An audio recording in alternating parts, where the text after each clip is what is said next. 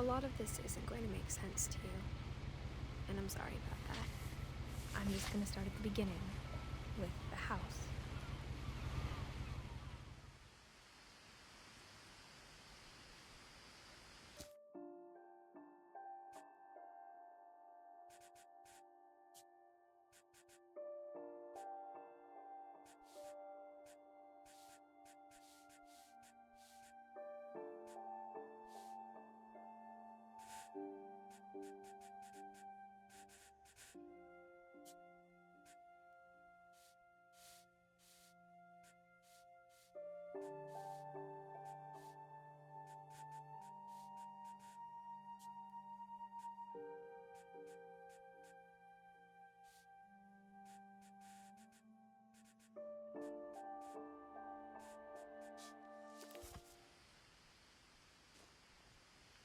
Someone had put up a chain-link fence, but it looked like I wasn't the first person to hop it.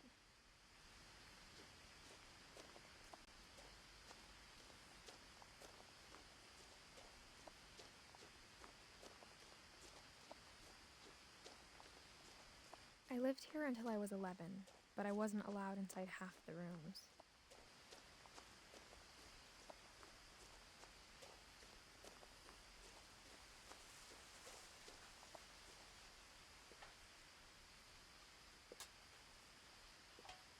Inside the mailbox were bills from 7 years ago, marked urgent, open immediately. I hadn't been back since my brother Lewis's funeral.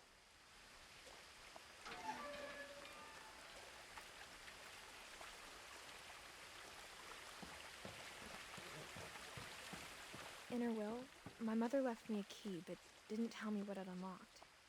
Maybe she thought I'd know, or she thought that the mystery would be enough to bring me back.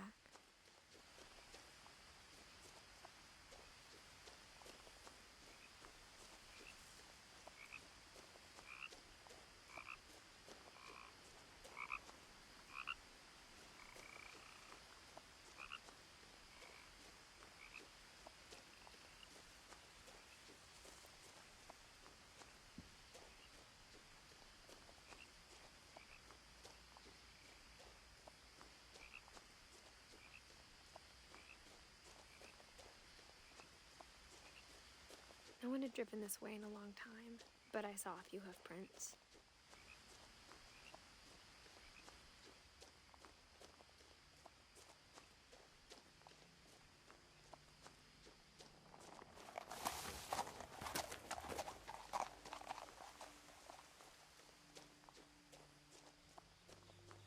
The truth is, even after I inherited the house, I never thought I'd come back to it. But now I had questions about my family that only the house knew the answers to.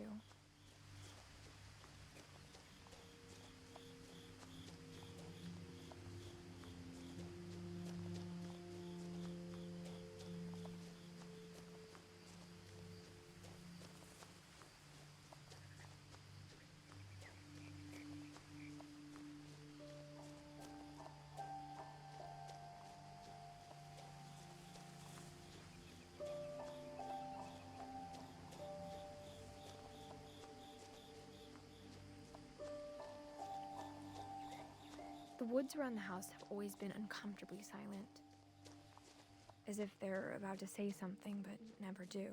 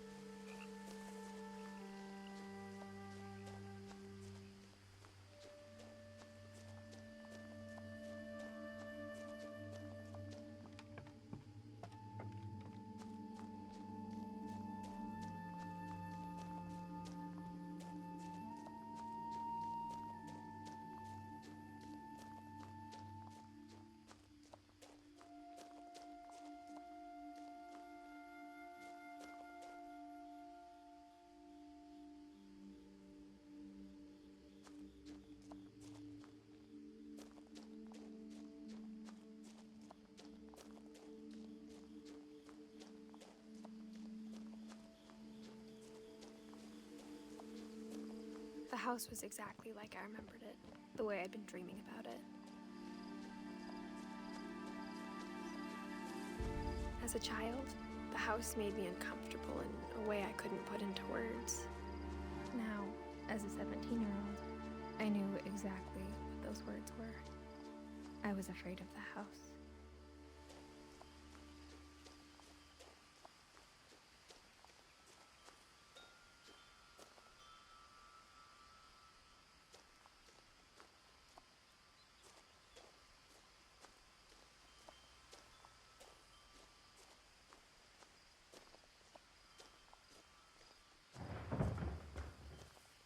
I heard something moving around in the garage.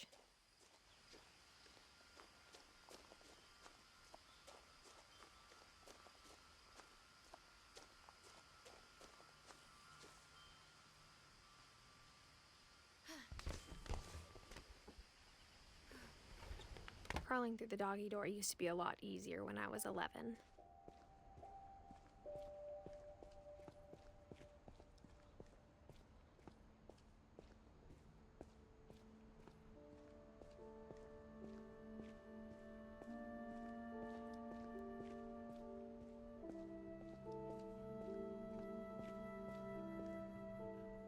The power had been turned off the night we left.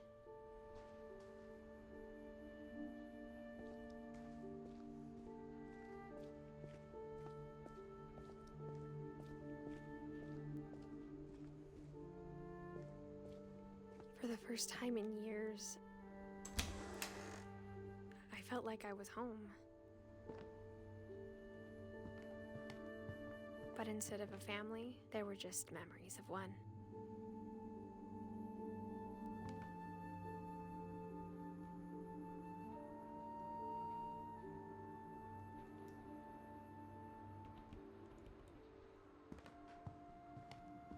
Like how only one restaurant would deliver to our house, so we had Chinese a lot. Or how after Louis started working at the cannery, we all got sick of eating salmon. Except our cat, Molly.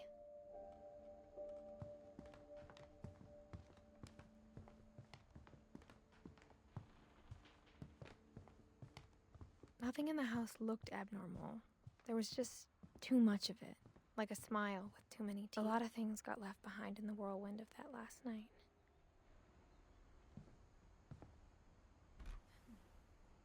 Edie told me once that every finch who ever lived is buried somewhere in the library.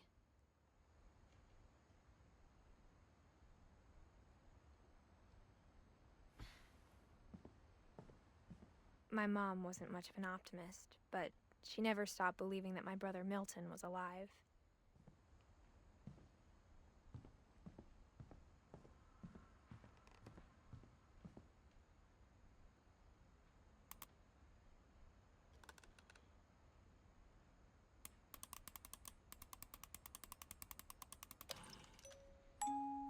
Great-Grandpa Sven built a music box for Barbara, along with the rest of the house.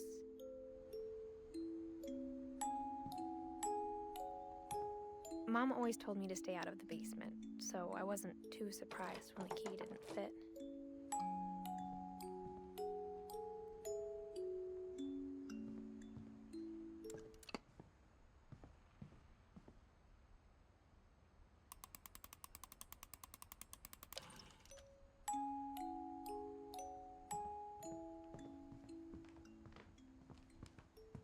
Even the fireplace had a story.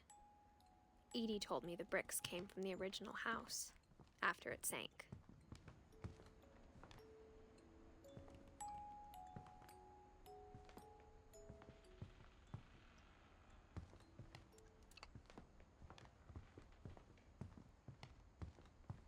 The table was still a wreck from the night we left.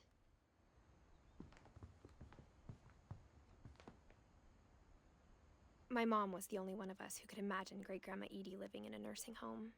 It was like a bomb had gone off, killing everyone but sparing the furniture.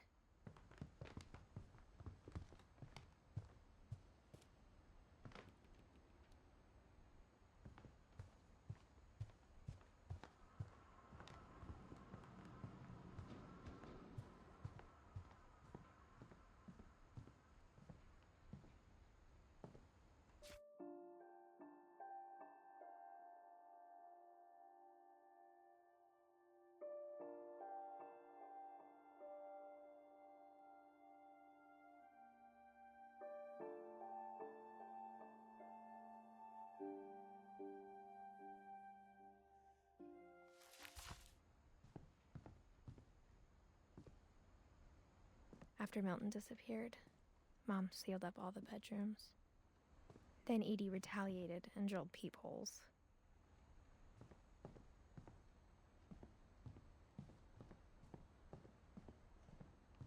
I spent a lot of time playing in Great Uncle Walter's room.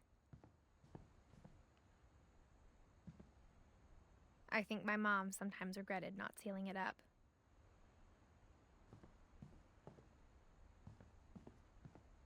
Lewis told me there were secret passages, but I never believed him.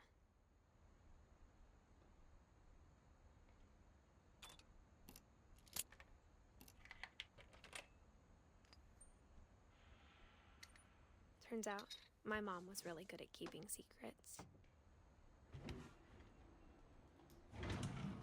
Now it was time to find out what my mom had been afraid of.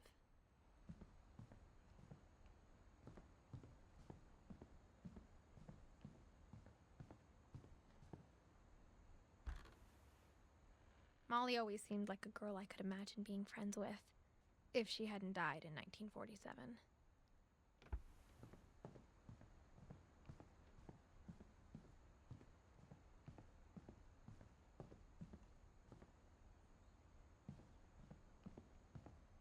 Edie's father, Odin, built the original house.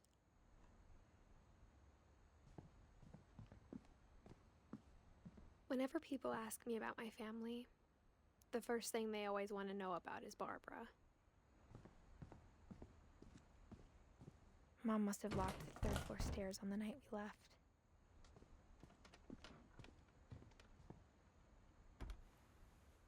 Barbara was a child star for 2 years, until America grew out of it.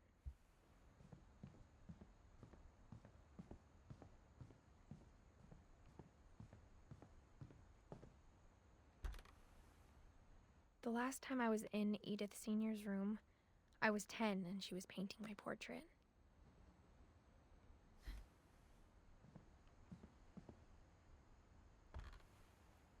My Grandpa Sam spent 7 years sharing a room with his dead brother, Calvin.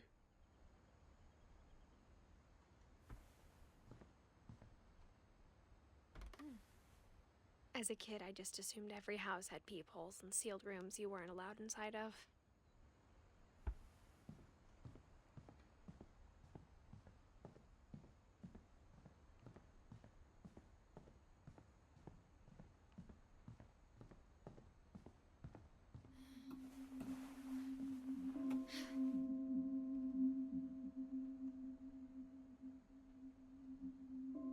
From the paintings on the wall, it was clear my brother Milton had been here before me.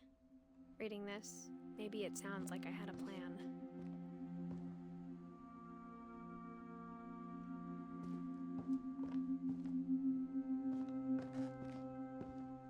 But I had no idea what was behind that door.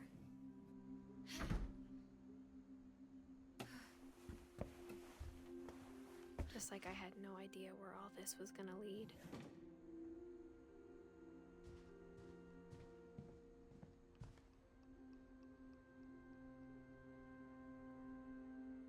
I got the sense Edie had spent a lot of time here, before my mom sealed the doors.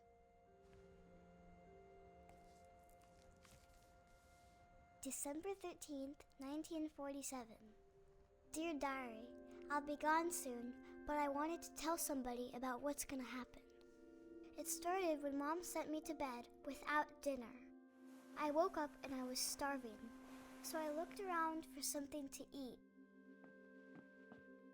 The gerbil food was dry, but I didn't mind it.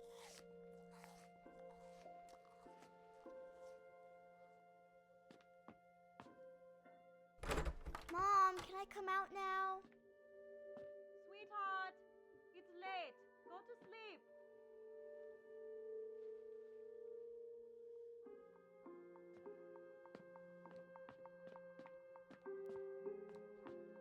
My Halloween candy was all gone.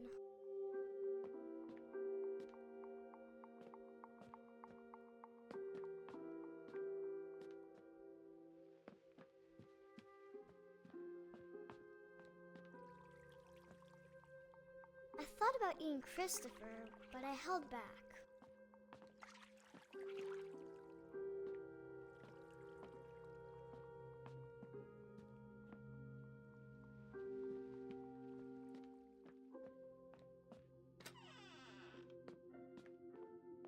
I kept eating and eating.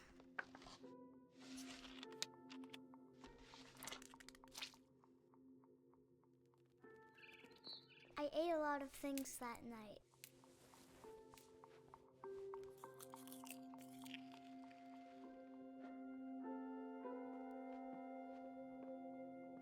Then I heard chirping outside my window. It was a barn swallow going back to her nest. I reached out for her.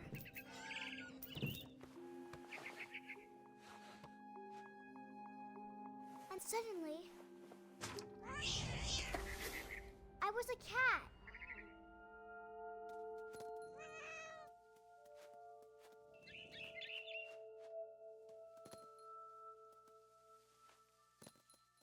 I tried to be quiet, but the bird was really scared.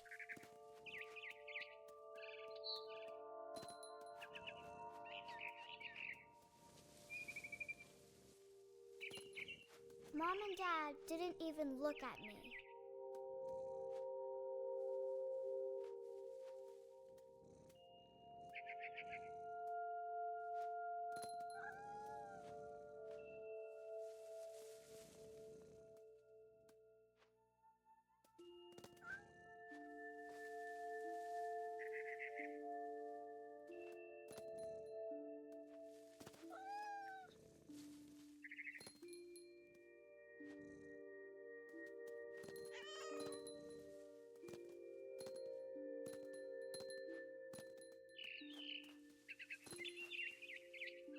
The babies were all gone.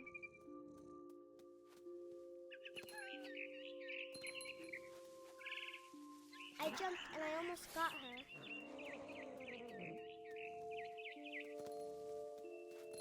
I could tell she was getting really tired.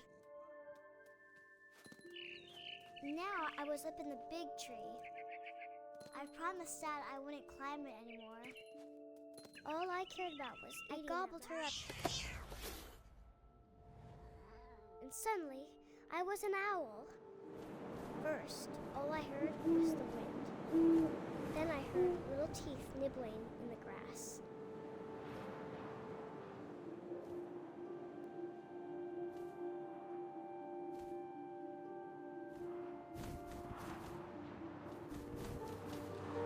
Rabbits.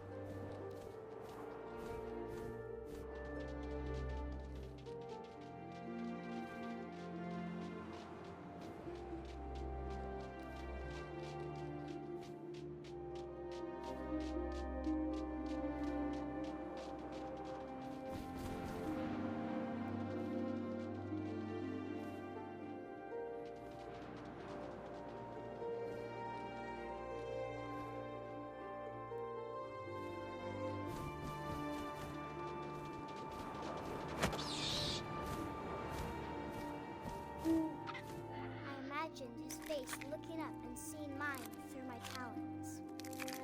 I swallowed him up, and I didn't chew one bit. Then I flew off to find something bigger.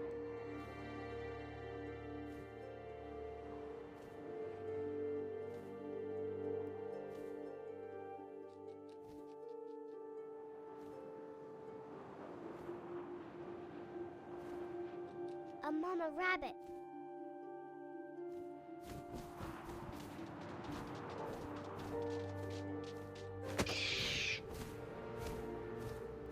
She was almost too big to carry.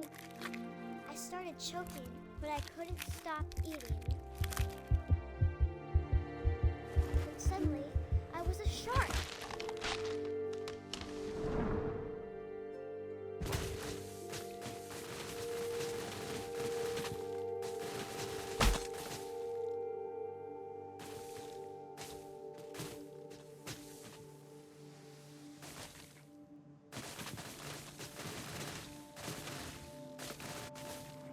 I rolled off a cliff and into the ocean.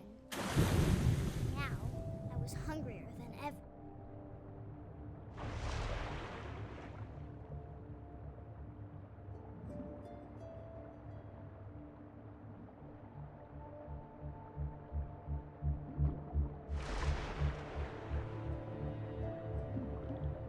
I wanted fat, juicy seals.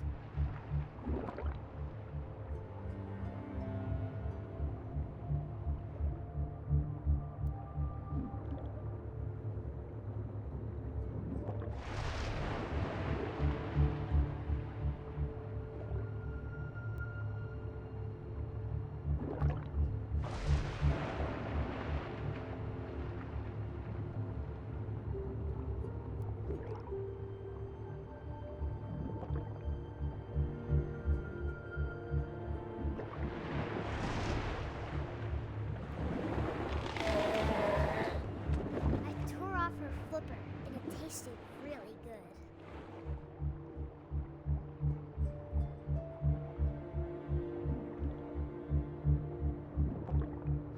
I grabbed on tight. When I was so hungry, I jumped out of the water. When I opened my eyes, everything had changed.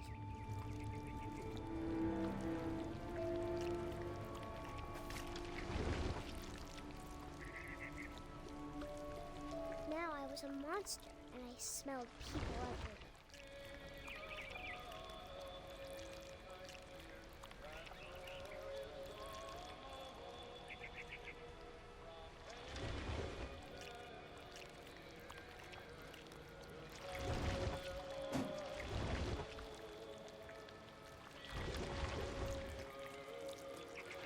I was big, but I moved real quiet.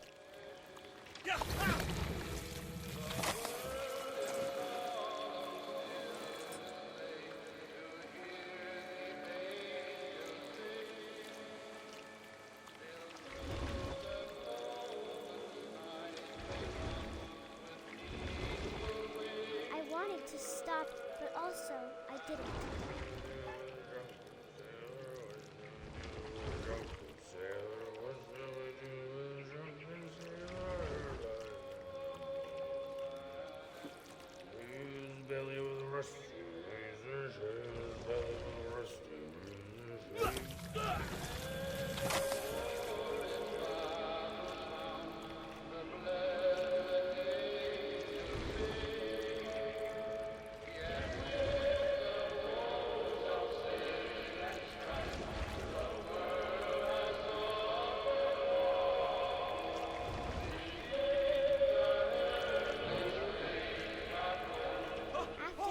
Passenger, I was still hungry.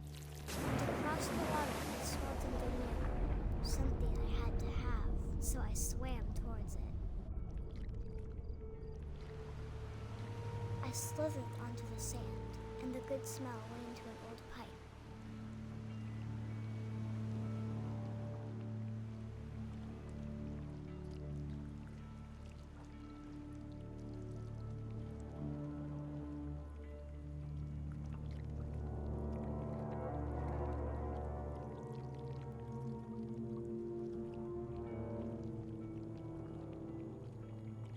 I got closer and closer.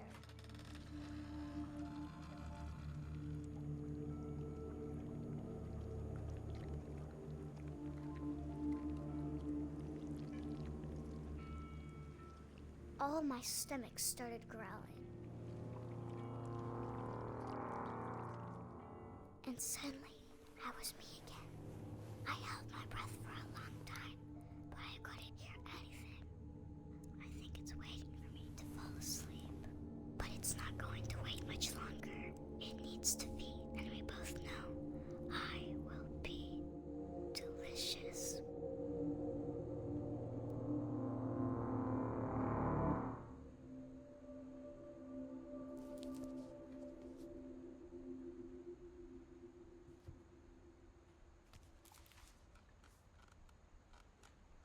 I'm not sure if I believed all of that, but I'm sure Edie would have.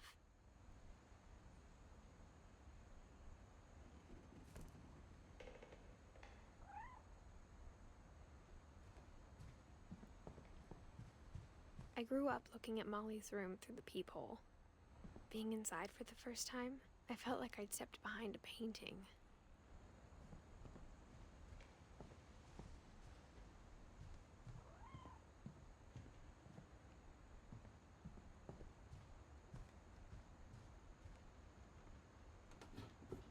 Molly's gerbil had a tiny bedroom with its own even tinier gerbil cage.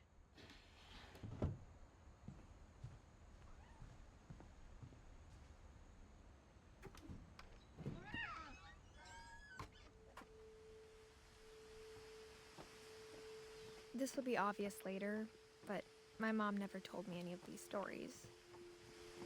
Edie would have, but Mom didn't like bringing up the past. Though, when we adopted a stray kitten, she was the one who named it Molly. I spent a lot of time in Great-Grandma Edie's room.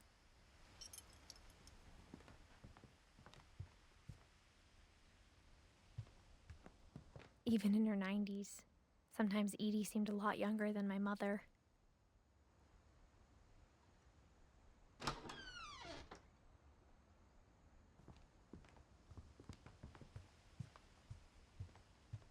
Her room was like a museum. For 500 years, the finches have been famous throughout Norway for their fortune and misfortune. Odin Finch buries the latest victims of the family curse, his wife Ingeborg and their newborn son, Johan. On January 7th, 1937, he set sail with his family and his house, hoping to leave the curse behind. But 40-foot waves off the coast of Washington send the house and Odin to the bottom of the sea. Odin's daughter Edie, with husband Sven and baby Molly, step ashore on their new home, Orcas Island. Odin Finch is the first to be buried in the new family cemetery. His daughter Edie is already dreaming of a new Finch house.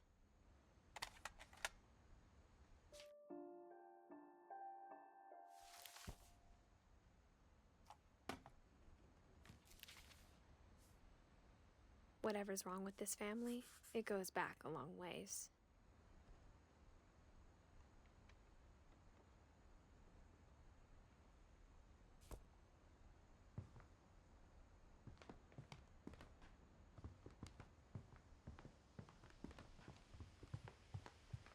When Edie told people Sven was killed by a dragon, she could also have said he was building a dragon-shaped slide that collapsed.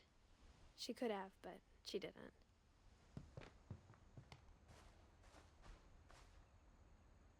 The only trace Grandpa Sam's first wife, Kay, left on the house was the pink bathroom.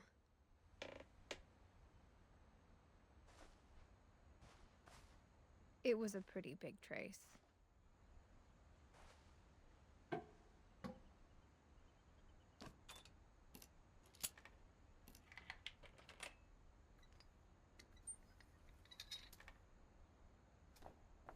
There's a secret in this bathroom.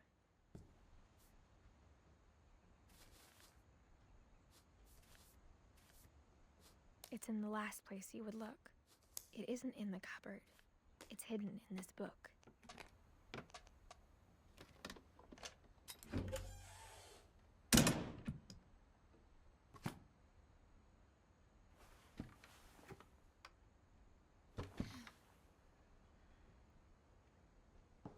Sven gave Sam an old camera he'd refurbished. He never put it down.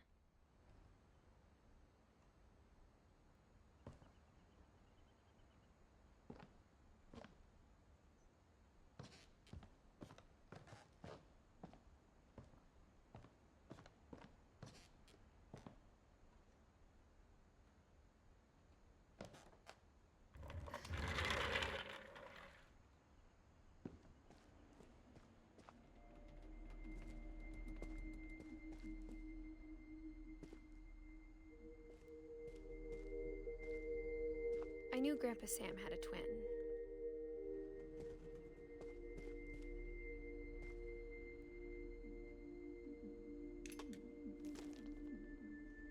And that he never talked about him. I guess my grandpa didn't like history any more than my mom did.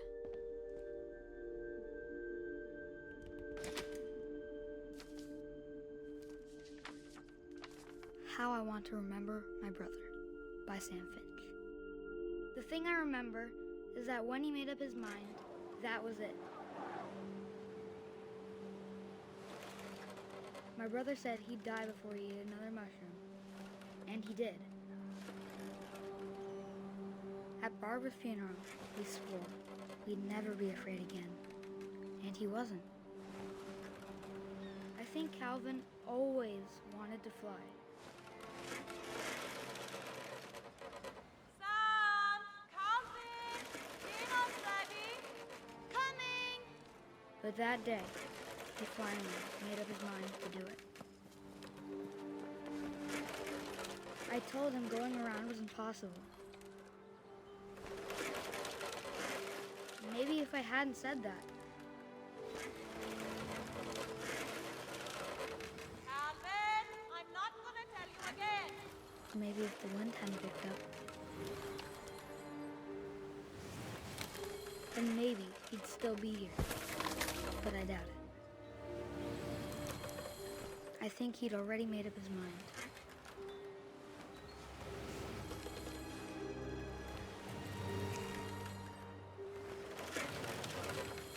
That's what I want to remember about my brother.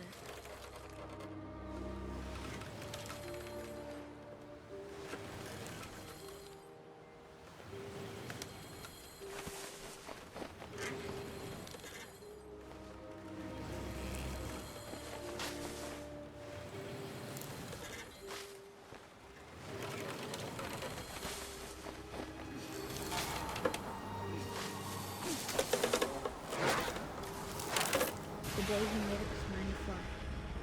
And he did.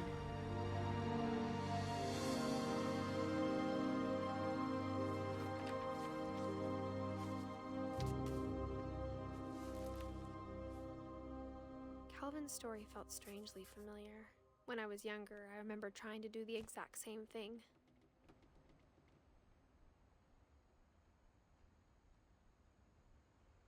After the funeral, Edie roped off Calvin's half of the room.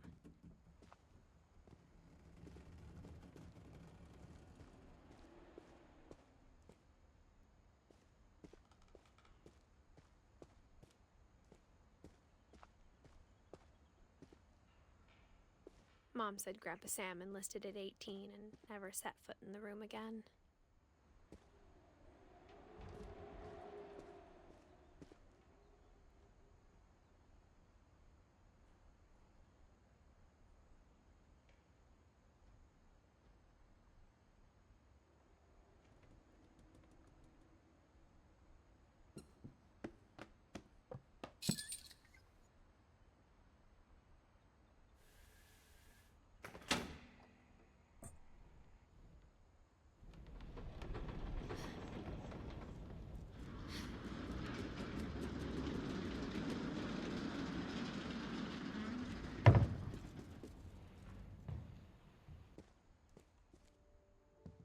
The passages were a pretty tight fit. They'd obviously been built for smaller hands and bellies.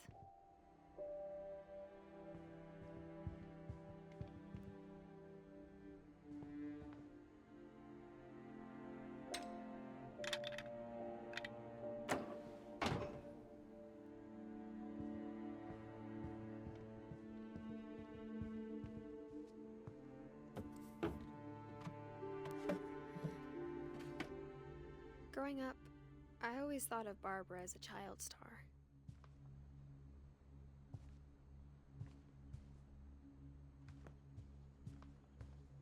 I never thought about how hard it must have been for her afterwards.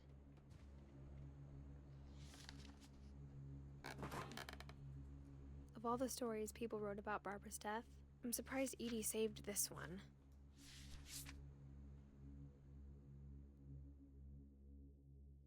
Old Jack here with another ghastly tale inspired by America's most unfortunate family. I'm calling it The Surprise Ending of Barbara Finch.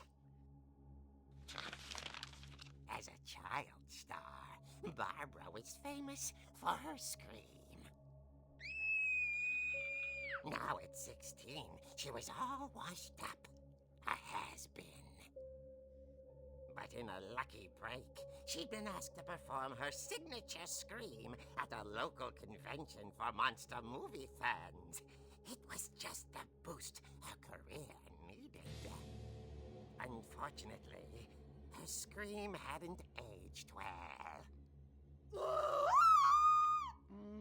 Getting better. I think you just need the right motivation. Her biggest fan and current boyfriend, Rick, was about to demonstrate when... Now that was a great scream. It was Barbara's father, Sven. He'd slipped into a table saw and had to be rushed to the emergency room. So Barbara got stuck babysitting her youngest brother, Walter. Her convention comeback was canceled. Okay, I'm hearing frustration, but I'm not hearing terror. What if I tried... A gang of hoodlums in Halloween masks have been terrorizing Orcas Island tonight. Police are urging residents to... That came from the basement. You're right! Also, I loved your delivery on that. Why is your basement door locked? Because my dad likes making puzzles and secret passages. There's a key hidden in the music box. The secret is to keep winding and winding until finally the key pops out. Thanks, babe. I'll be back in a sec.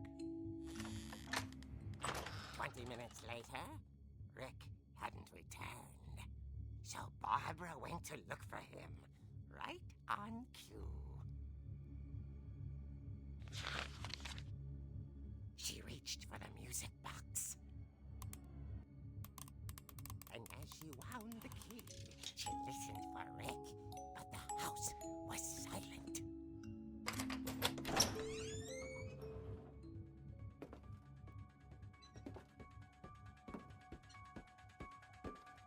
She found Rick's crutch and imagined the worst.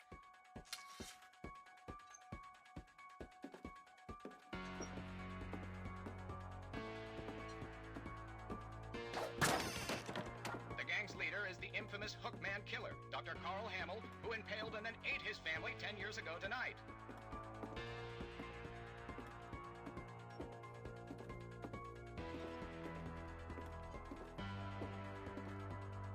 The old fridge rattled and grew still. Oh dear!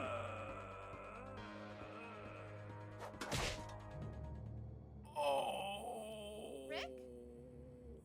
Barb, relax. I was just trying to scare you to help you find your scream. Well, I'm not scared, Rick. I'm furious. Then act furious.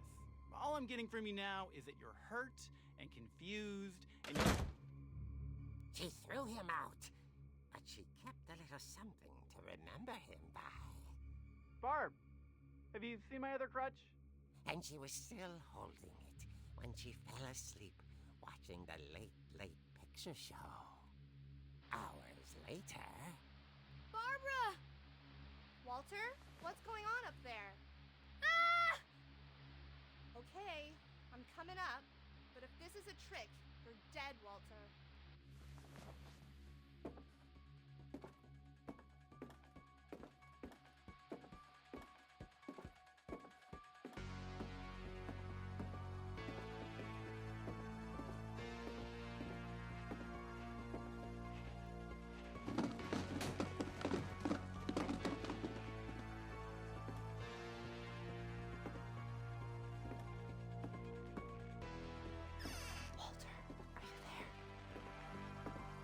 Walter had vanished, but his bedside radio was still on.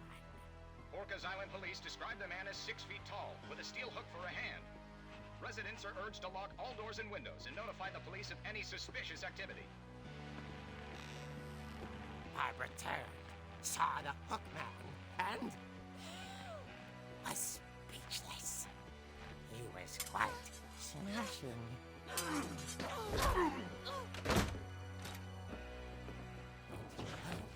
And he couldn't get enough of Barbara. Okay, Barbara, there's gotta be another way. That night, she played her part beautifully.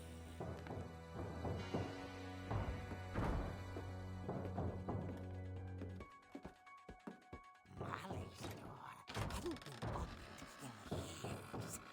The hinges groaned.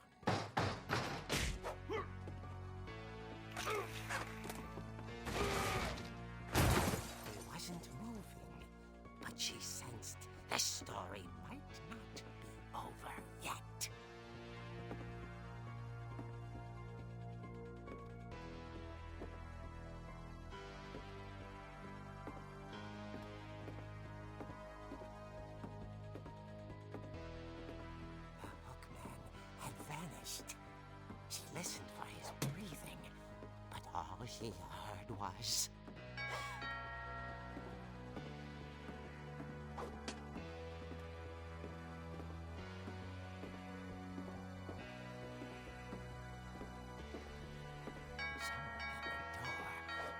dying to speak to young Barbara. At the door, she heard whispering. It was coming from inside the house.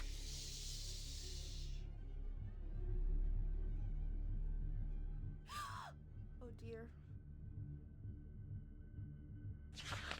The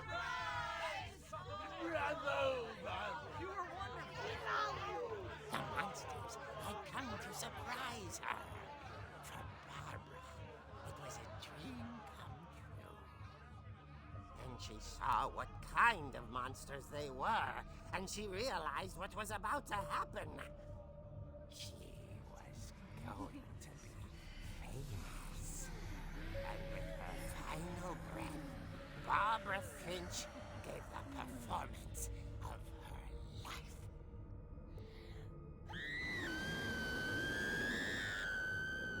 I wasn't there myself, but I hear Barbara was magnificent. Poor girl. She had a taste for stardom.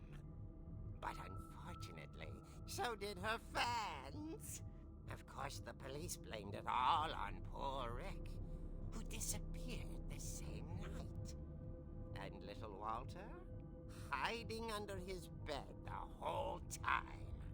He took it all pretty hard, but that's another story.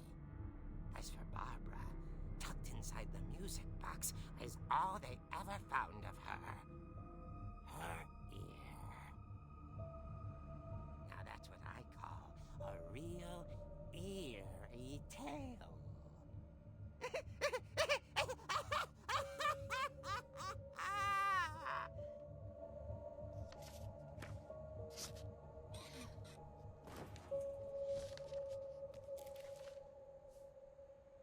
Edie told me all Barbara wanted was to be remembered, as absurd as that comic was. Maybe what Edie saw was a happy ending.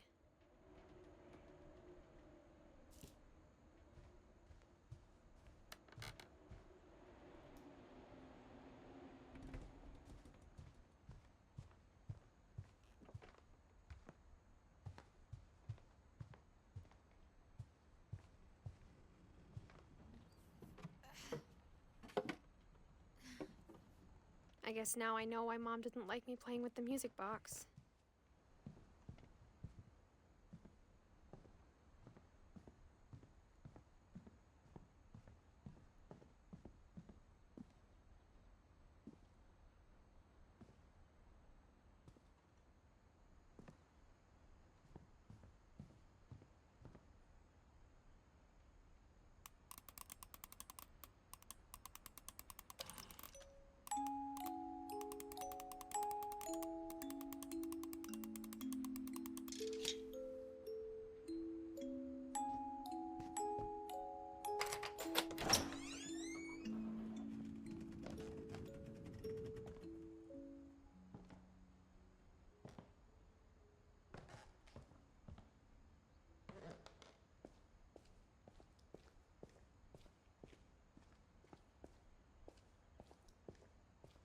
I saw Edie sneak down to the basement once, carrying packages.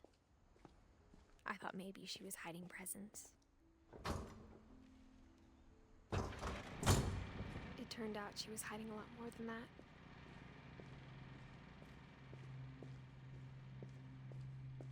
Mom said the basement was off limits, unless I wanted another tetanus shot.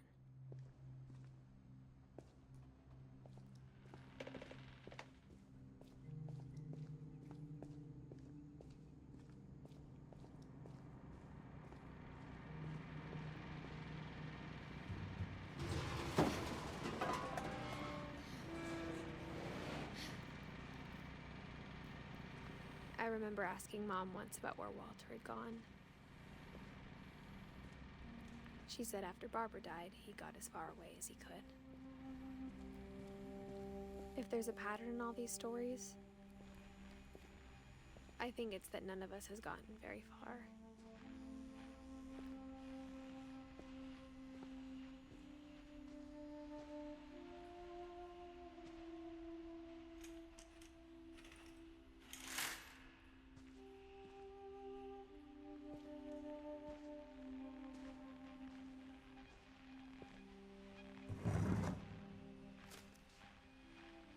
Goodbye, everyone. I can't believe I've been down here for 30 years. On that first day, after the shaking started, I didn't think I'd survive a week.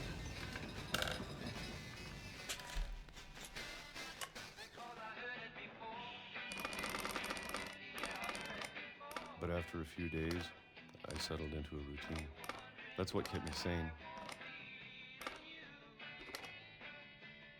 Having a schedule, living for today. I always expected to be dead tomorrow. But if you wait long enough, you get used to anything.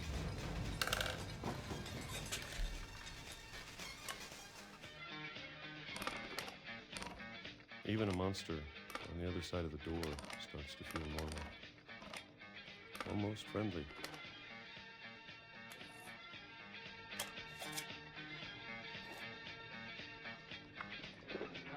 And then one day, everything just stopped. Whatever that thing was, it was gone. Maybe it got tired of waiting. Or maybe I just got tired of being afraid.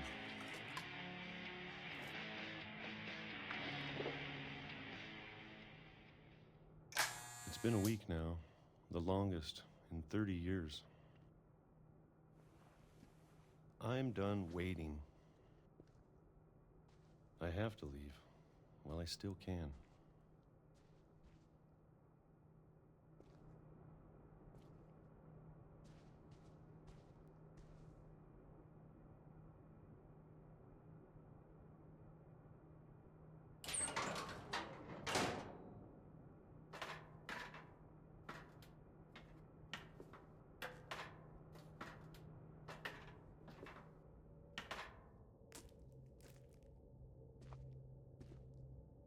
I know it's out there, somewhere. Whatever killed Barbara and Molly and Calvin. Maybe this is all a mistake. But I need to stop living the same day, even if it kills me.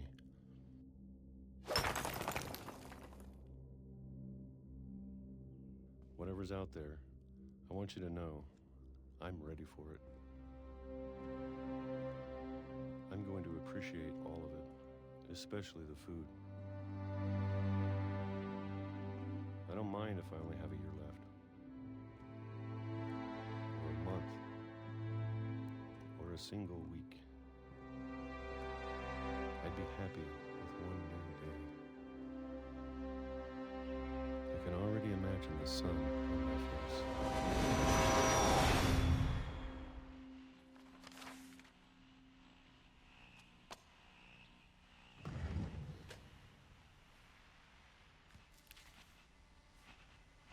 Walter died when I was 6.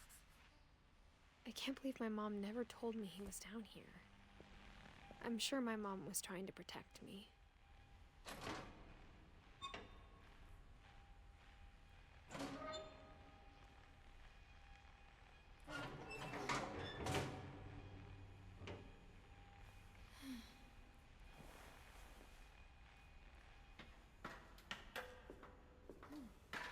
Maybe she was afraid I'd end up like Walter. But if she never told me about an uncle under the house, I can only imagine what else she was hiding. I don't want to make the same mistakes she made, trying to bury something that's still alive.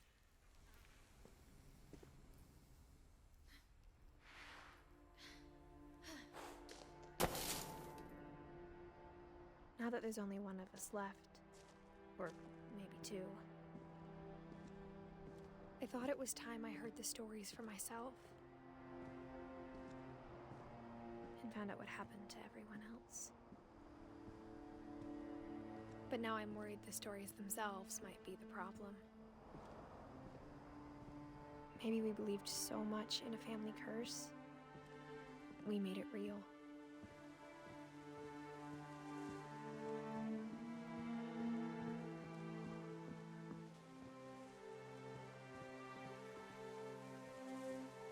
I don't know if I should even be writing this.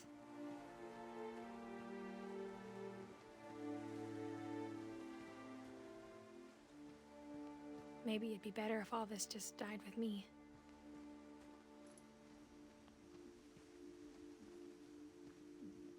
But I thought you should know about your family.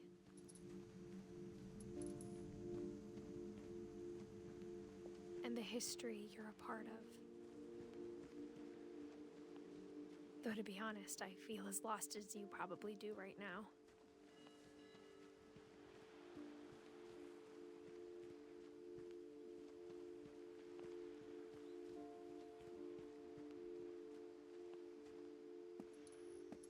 I think the people in these stories believed them, for what that's worth.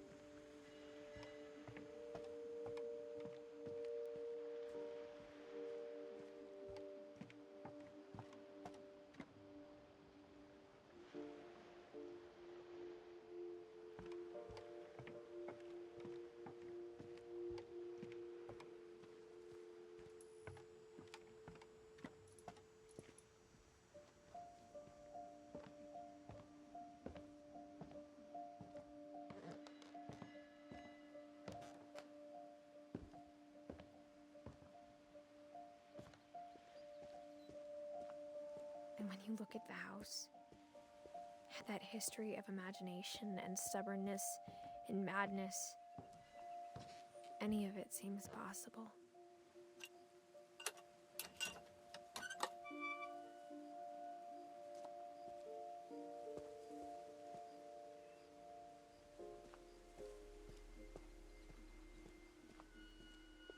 I think we've been surrounded by death for so long, we've just gotten used to it. What kind of family finishes building a cemetery before starting the house?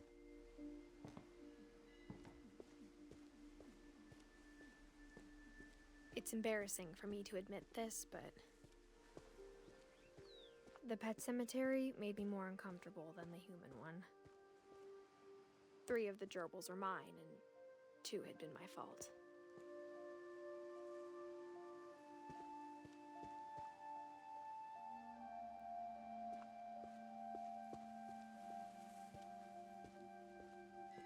Sven built the house, but it was Edie who designed the cemetery.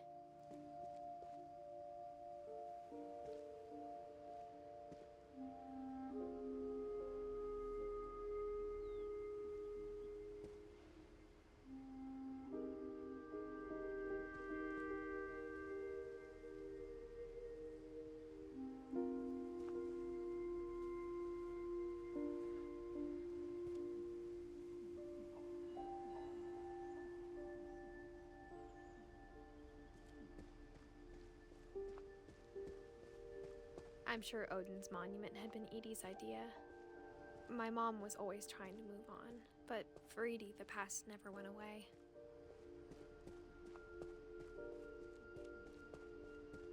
She could see it poking out of the water at low tide.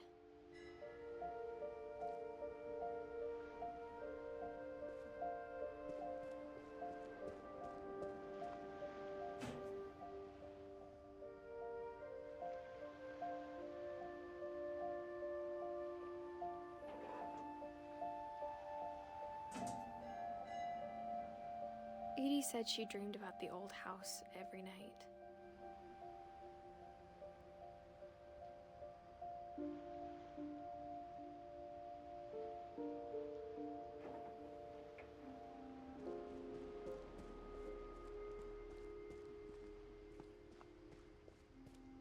Edie's side was always easier for me to understand. But the older I get, the more I can see where my mom was coming from. Her dad had been pretty strict, but it wasn't enough to save her brothers. She was just trying to do better. She lost 2 of her brothers, just like I did. I get why she tried so hard to protect us.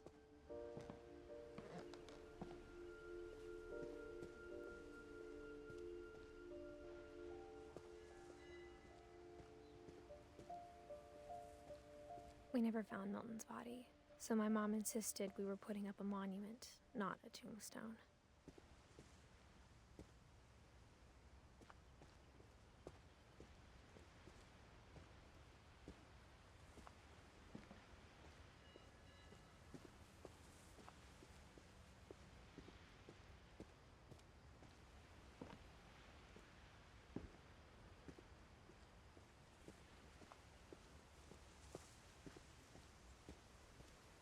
There's so many things I wish I could ask my mom now.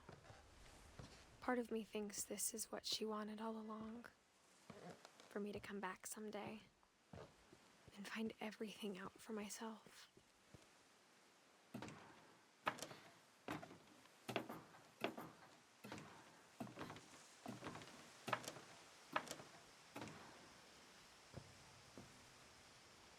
But looking back on it now, if she told me there was going to be so much climbing, I never would have come when I was 22 weeks pregnant.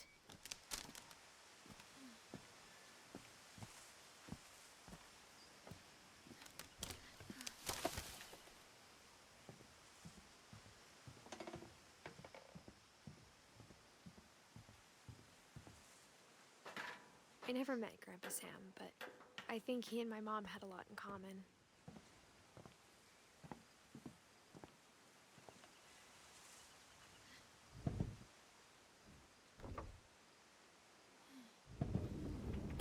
They were both pretty intense. Sam spent his life shooting photos, but Mom said he got nervous being in front of the camera. I guess we're all afraid of something.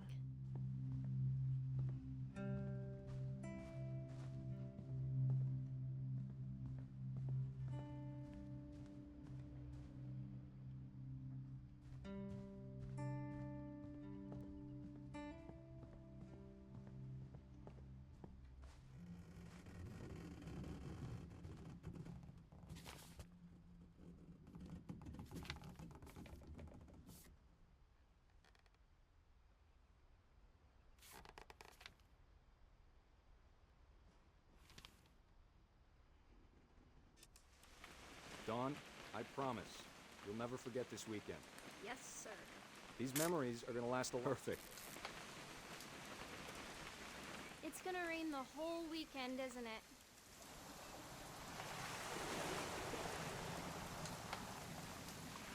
Please just take the damn picture. Hey, language. I will never forget this weekend, Dad. That's the spirit. Okay, got it. I'm gonna take some pictures, okay? Just be careful. The camera's older than you are.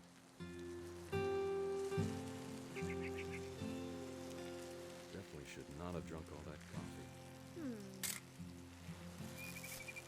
You're right, Dad, it's starting. Hey! That's a keeper. Nothing quite like being outside. I'm just saying, I'm not always gonna be here, Dawn. You'll need to remember this stuff, if you want to survive.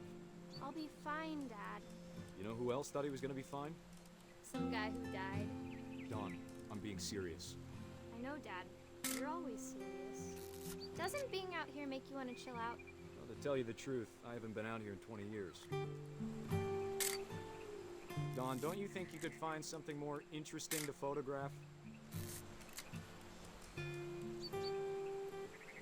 last time I was with my brother Calvin.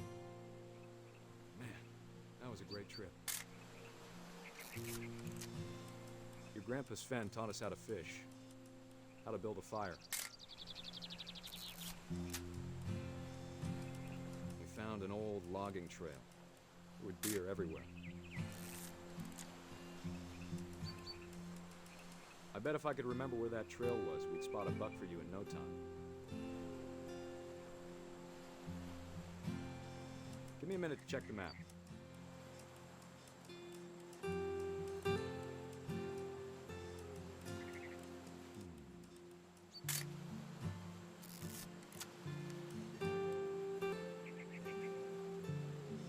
Let's see.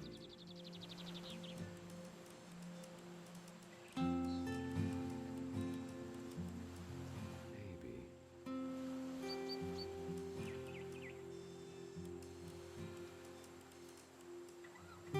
Was it?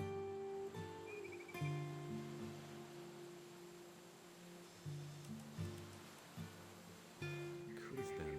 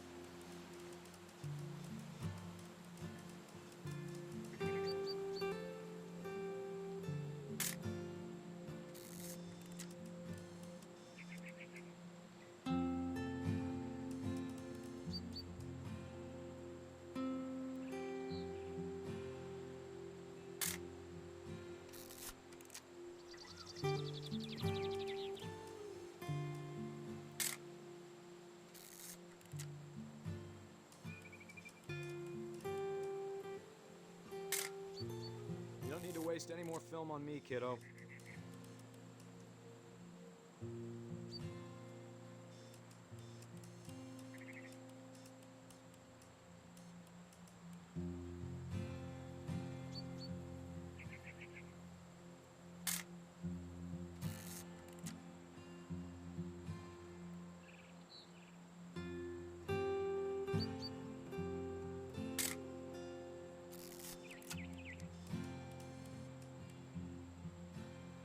Dad!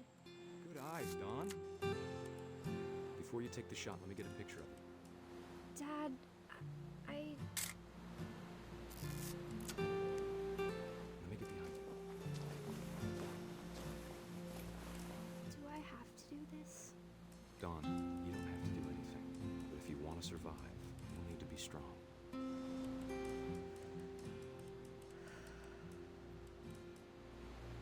Now keep yourself squared up, elbows down, like we practiced, whenever you're ready.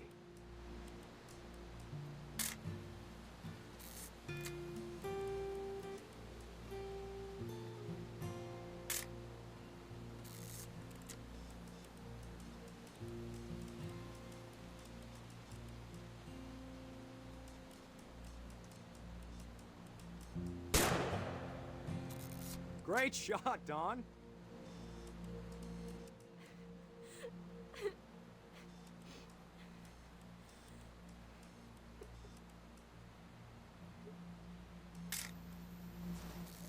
I'm proud of you, Dawn. Always remember that, okay?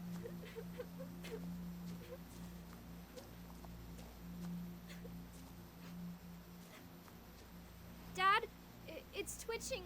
I think That's it's totally some- normal, Dawn. Just focus on the camera. Try not to think about... Dad!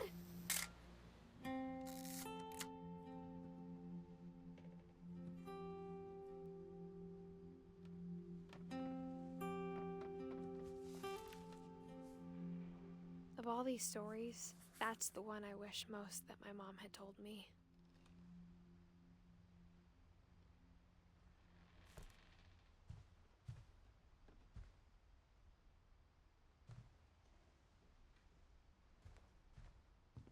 Instead of hiding from death, Sam seemed to go out of his way to meet it.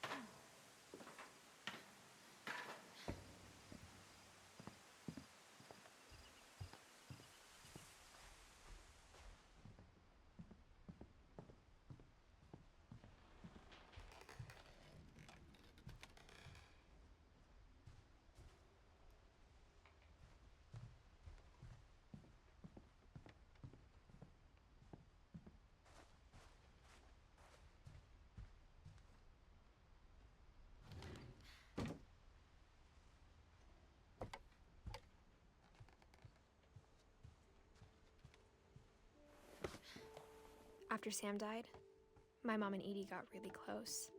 They'd both lost a lot.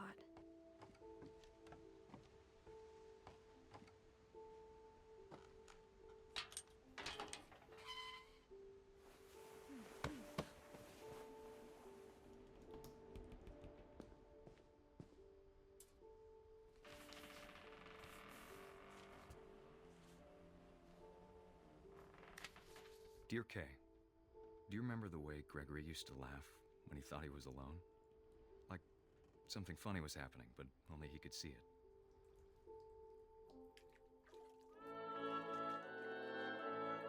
I think he saw things the rest of us don't.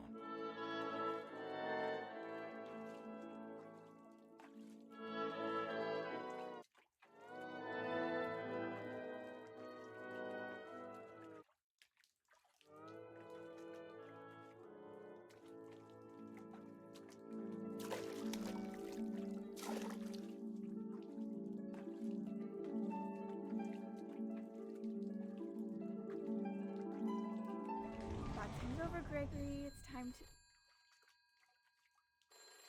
Hold on, sweetie. Hello? Sam, I told you I don't want to talk right now. I wonder what he saw.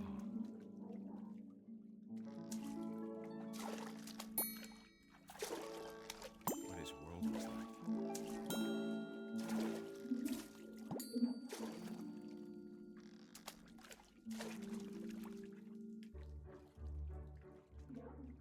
He reminded me so much of Calvin. Lost in his imagination. Whatever it was, he saw.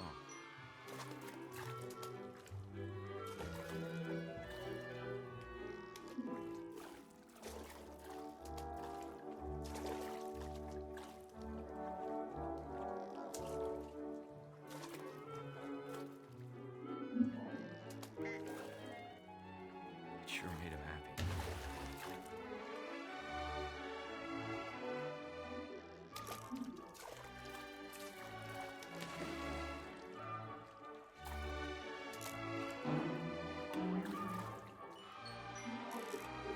I know how silly it sounds.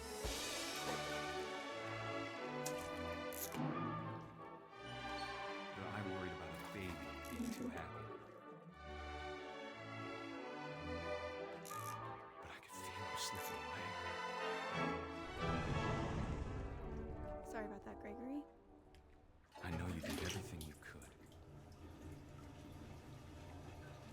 Maybe if I hadn't called that night. Damn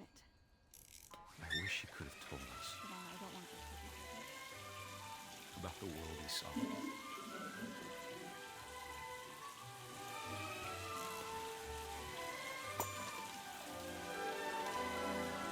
There's so much I don't understand about Gregory, about everything.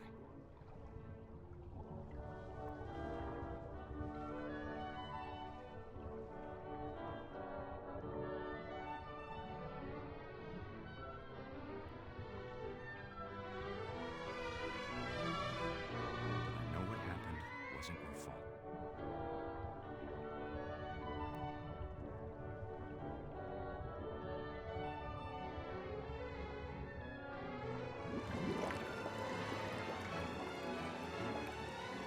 I'm sure he's happy. And he'd want you to be happy too. Good luck, Kay. Love, Sam.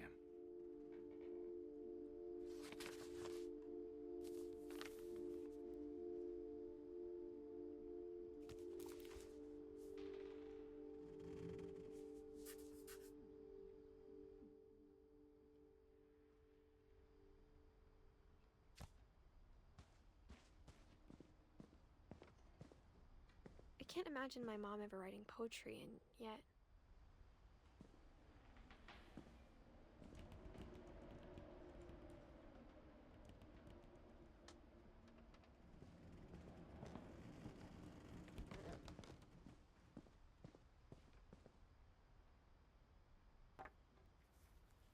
A poem for Gus, who always said the wedding was a bad idea. Our father never hit us kids, at least not very hard, before the day my brother said with teenage disregard that he'd be dead before he'd see a wedding in our yard.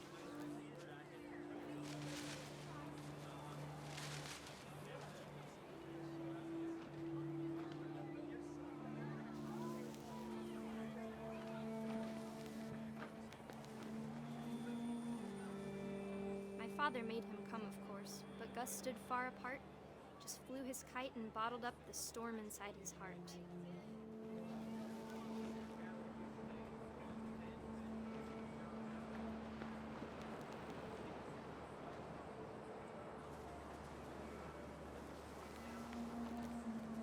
I tried to talk him out of it, but though he'd never met her, "We don't need a stepmom," were the words that I now pronounce you husband and wife.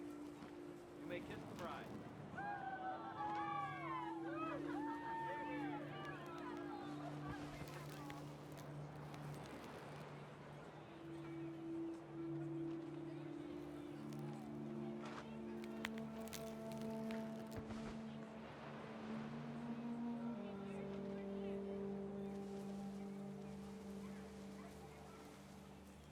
When the time for photos came, Dad ordered him to come here.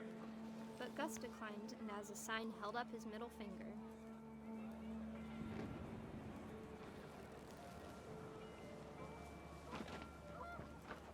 The wind picked up, and panicked geese appeared and quickly went. But all the humans did that day was go inside the tent.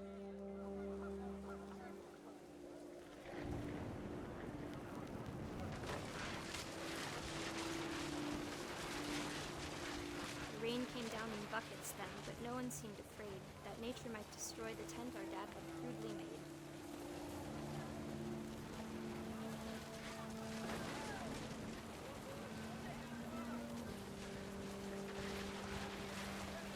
The thunder sounded much too close and full of angry power. But all my father said to this was, "Make the music louder."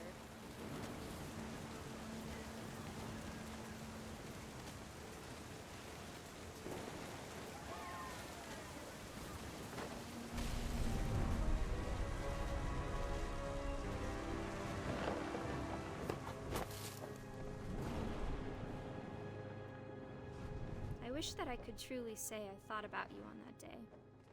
Out there on the beach alone, just you, the wind, the sea, and foam. But I didn't, until we found you.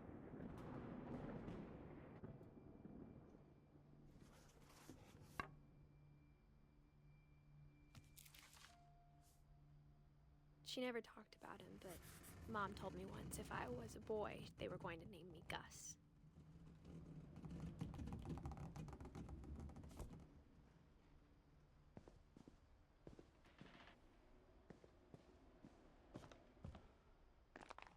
My mom moved up to the loft after her brothers died.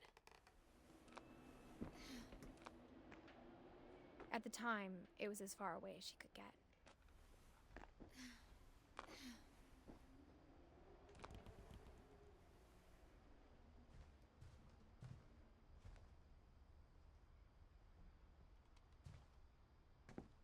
She spent a summer building houses in Calcutta, where she met my dad, Sanjay.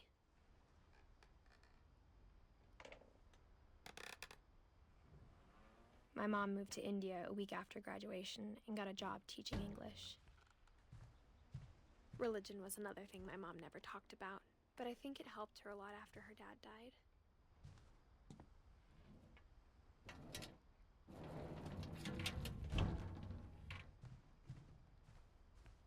Lewis was born a year later.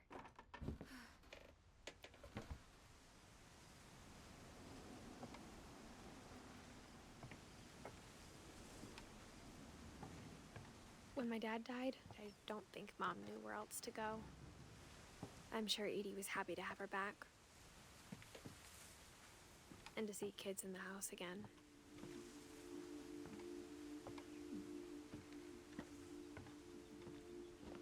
The house had to get a little bigger, but Edie was used to that.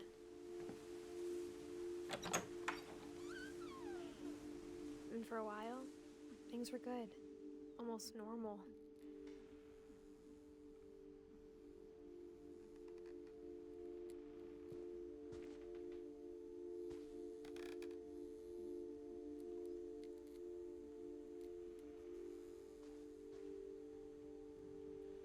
But it didn't last.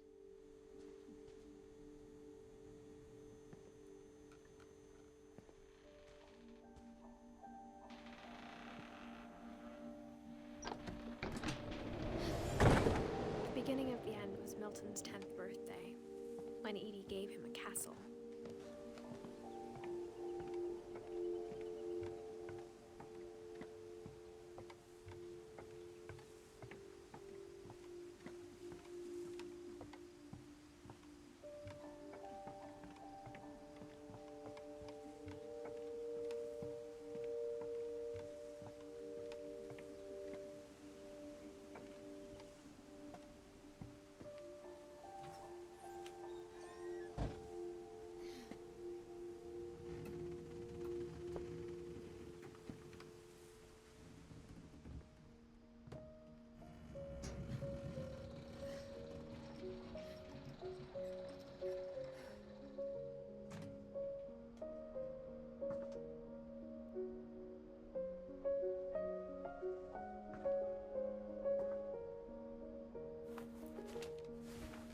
Milton Finch in The Magic Paintbrush.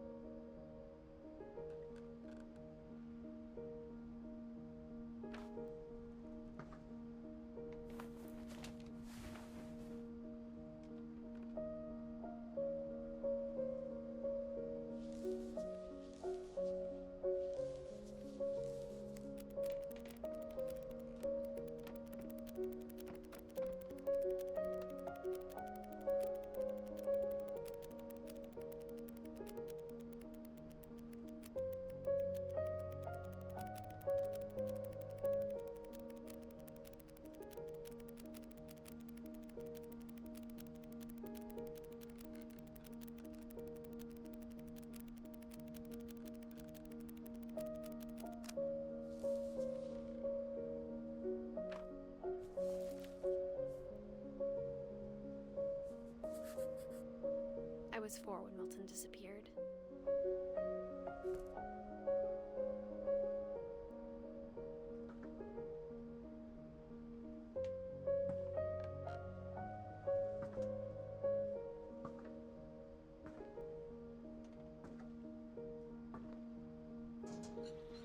Mom spent months searching for my brother.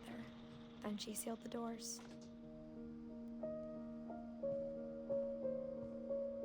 Whatever Milton had found in the house Mom didn't want it getting out.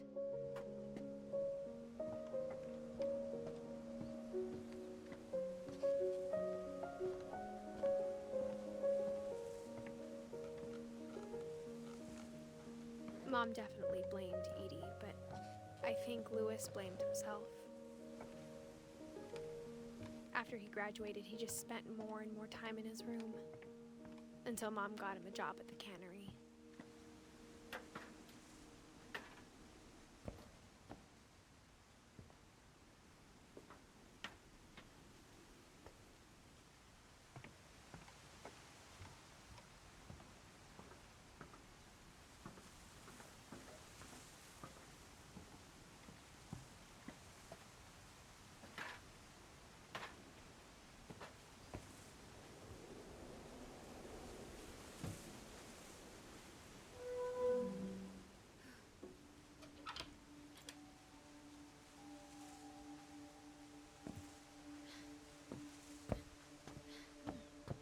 Louis's room smelled very, very familiar.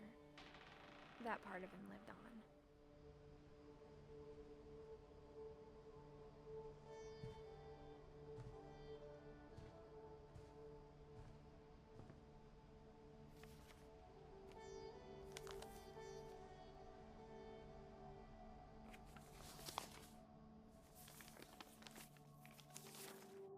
Dear Mrs. Finch, as Louis's psychiatrist, I can understand your desire for an explanation. As I see it, the trouble began in January, shortly after we convinced your son to seek treatment for substance abuse. Newly sober, I believe Louis first noticed the monotony of his daily life.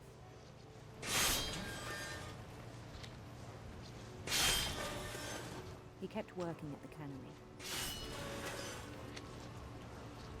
but he withdrew part of himself. In our sessions, I saw the same behavior. His mind began to wander.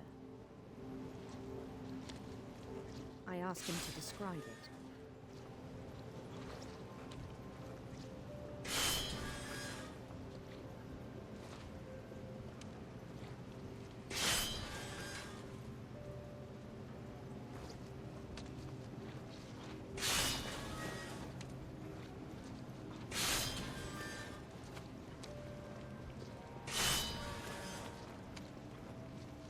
He said he started small, imagining a labyrinth.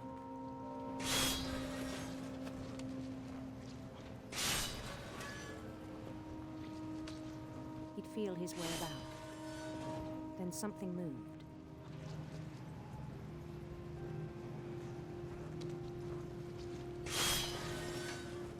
Bats and toads.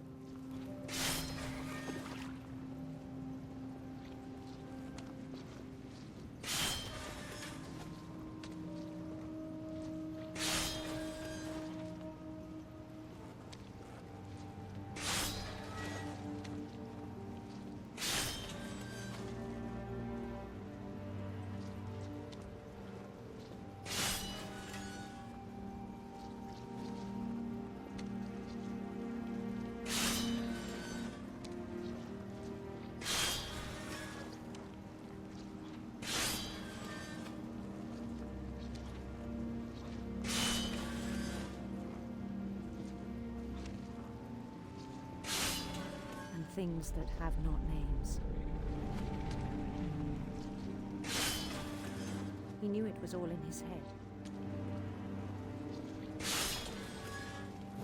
But he took it very seriously. I had hoped he'd find himself.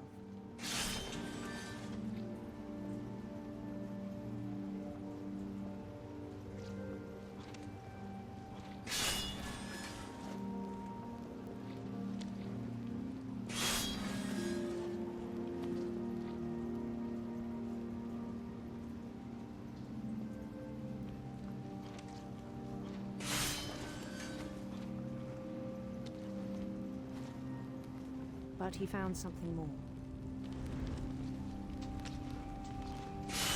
I worried about him then.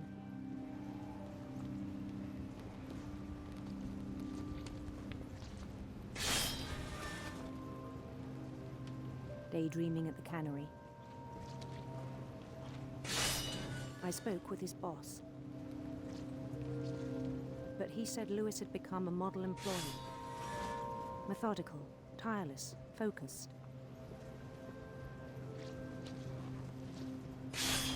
Like a whole new Lewis. So I let him go on.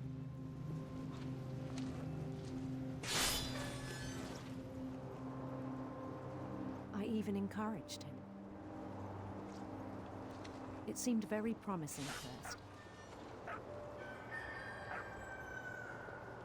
He told me he'd made a new friend.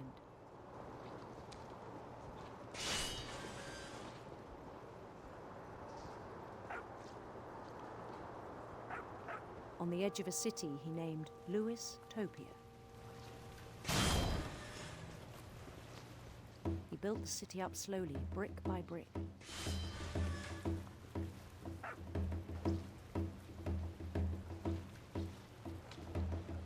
Then he made musicians.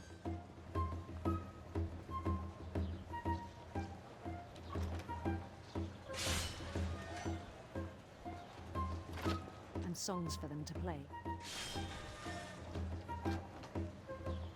He talked about starting a band.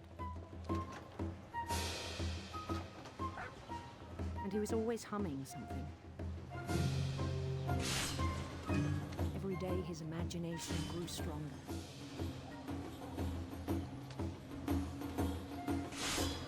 He no longer spoke at the cannery. But his chopping was as reliable as ever. Then one day it struck him that all the cheering crowds, even the stones under his feet, were all in his imagination, so he could do whatever he wished.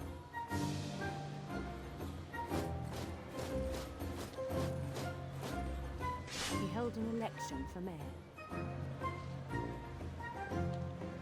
and he won.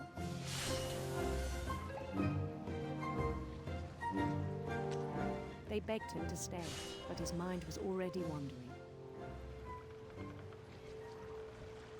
It became a game for him.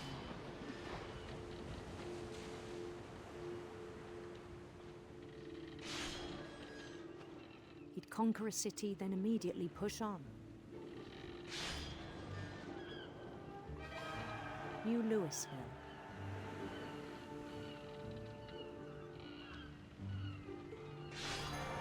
St. Louis. He started drifting away from our reality.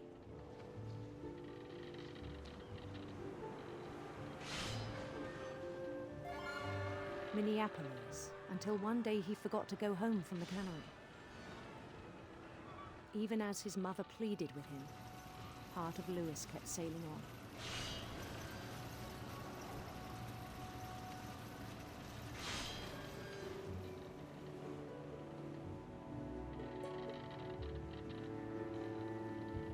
In Louisburg, he heard rumors of a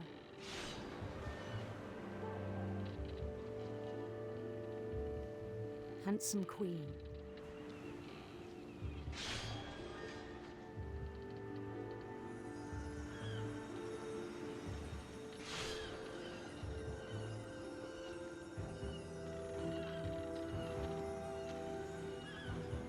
The queen was on her own quest for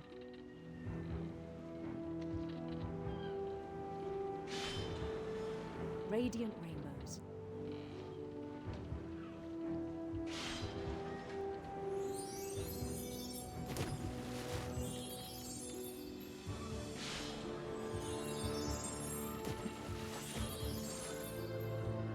He followed the sound of her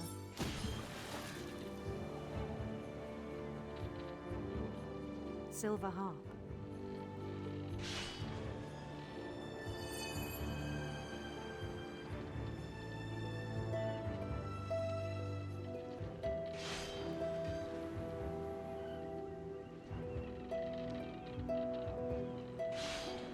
His chase led him to a golden palace east of the sun and west of the moon. even then, his logic remained sound. He knew the world was all in his imagination.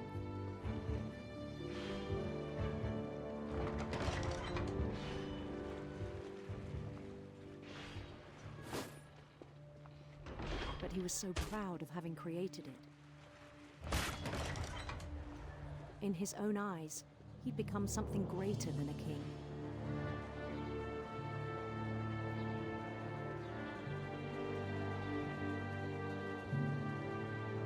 For someone who'd never known success in the real world, I think it was overwhelming.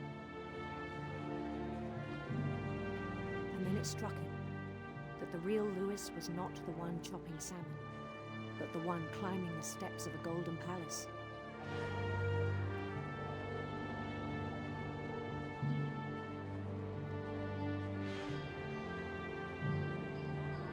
My imagination is as real as my body, he told me. It was hard to argue with him.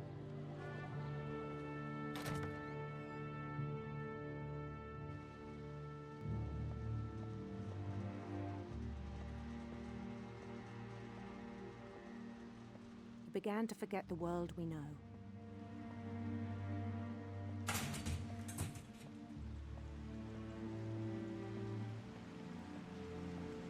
I think it pained him to remember Lewis, the cannery worker.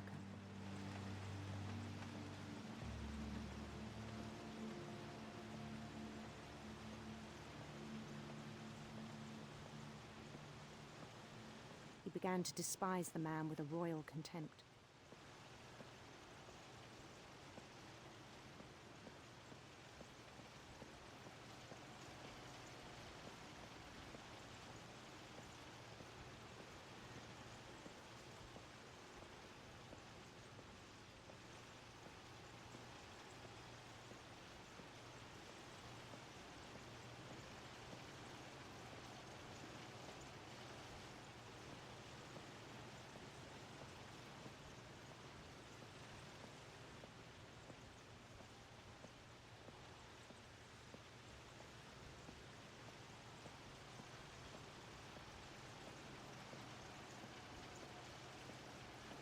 I still thought I could save him.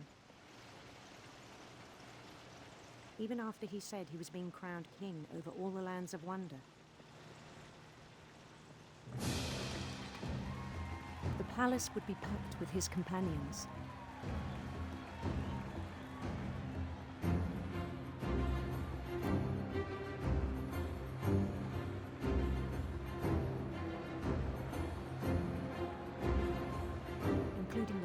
Calico had insisted on inviting him.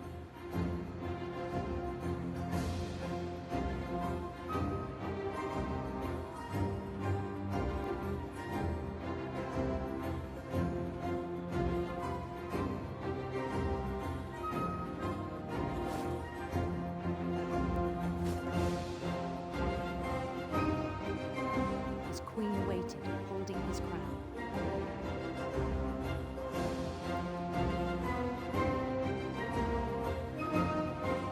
There was only one thing left to do.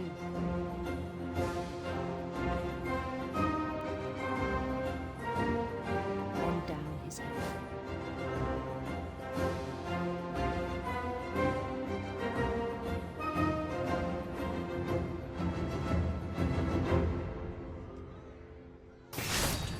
And the rest I think you know. Mrs. Finch, your son was a kind man who will be missed by all of us who knew him.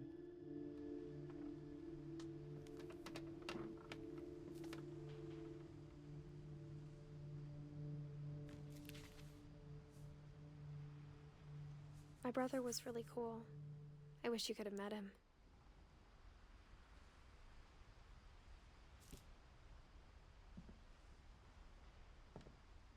Lewis and I spent a lot of time playing games together, but he was surprisingly bad at them. He died a lot.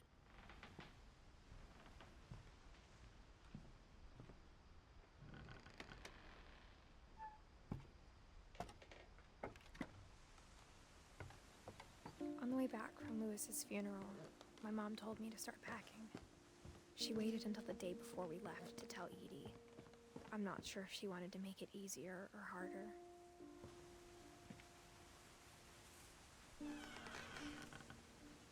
I wish we'd stayed. But I understand why we left.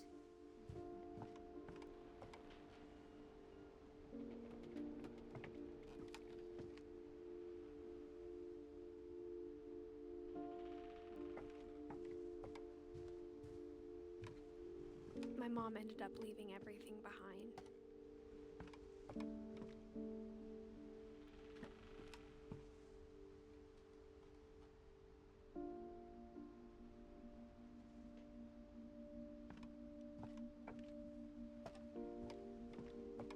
What happened that night had been coming for a long time. Maybe it should have come sooner.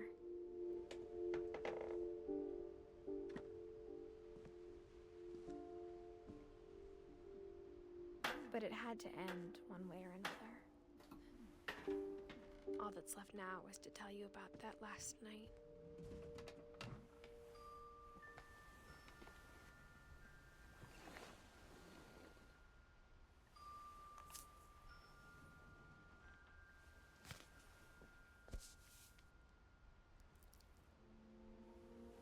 That whole last day, Edie just watched us pack and didn't say a word. Until supper, when she raised her glass and said, "To our final night together, and all our final nights apart."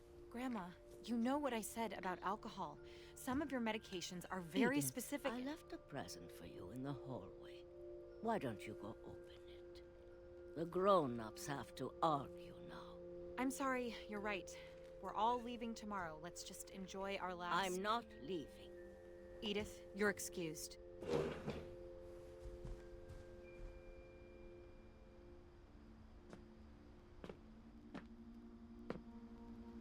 The power had been shut off that morning, but Edie always had plenty of candles. When my mom sealed the library, I don't think she knew about the other entrance. Or that Edie had a key to it.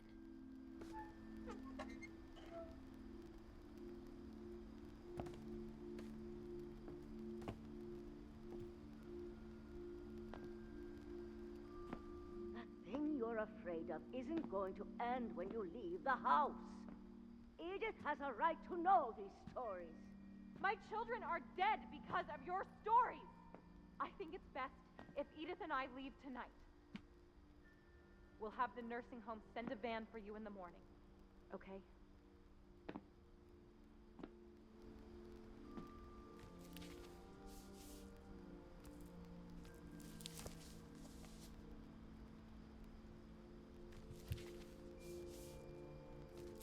Dear Edith, there's so many stories I wish I could tell you, but there's only time for one.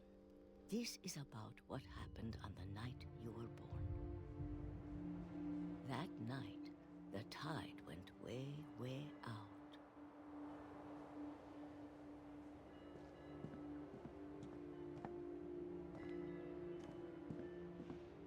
It was the first and last time I ever saw the old house aground.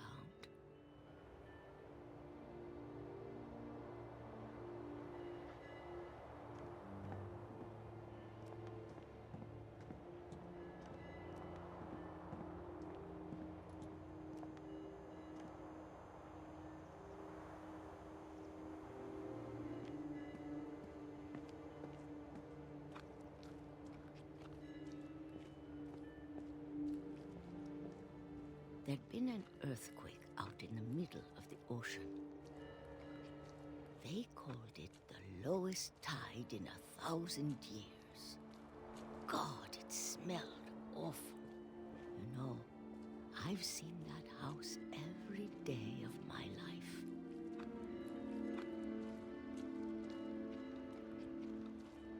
But I never thought I'd go back to it. When the fog rolled in, I lost my way.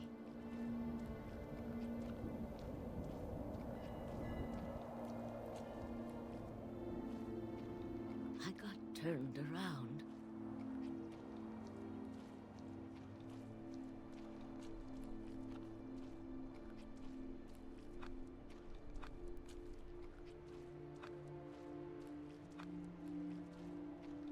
started seeing things.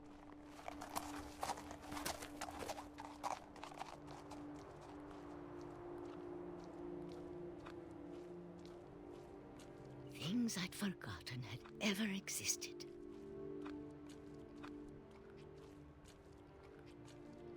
But when I saw them, they felt like old friends. That night, a lot of things came back to me. Or maybe I came back to them.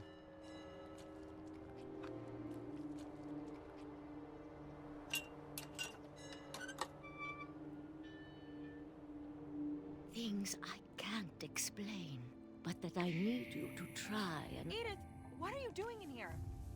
It's mine. Edith! Mom, you're gonna rip it! Let go! I kicked and screamed, but Mom dragged me to the car. I never saw Great-Grandma Edie again. The next morning, the van came to pick her up, but she was already gone. After that, we moved around a lot.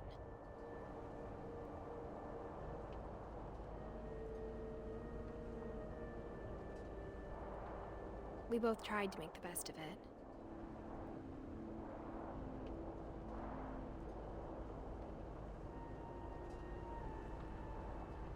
A few years went by.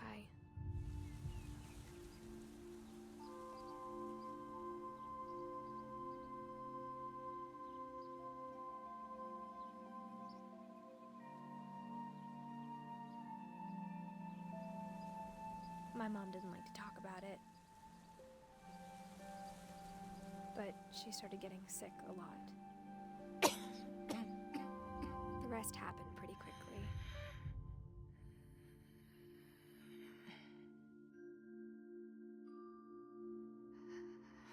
She got better for a while, and then she didn't. And then I was alone.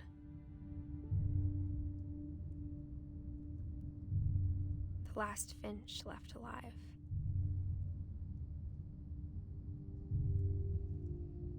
Until I found out about you.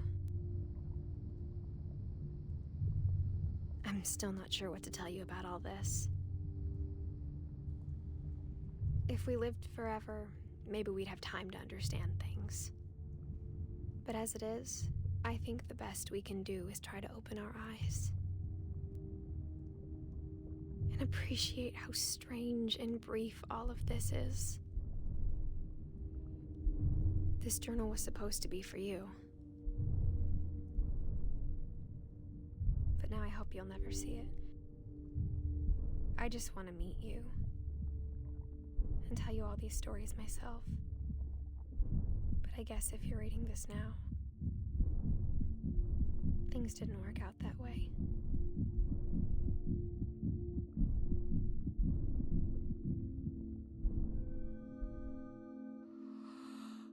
This is where your story begins. I'm sorry I won't be there to see it. It's a lot to ask, but I don't want you to be sad that I'm gone. I want you to be amazed that any of us ever had a chance to be here at all. Good luck.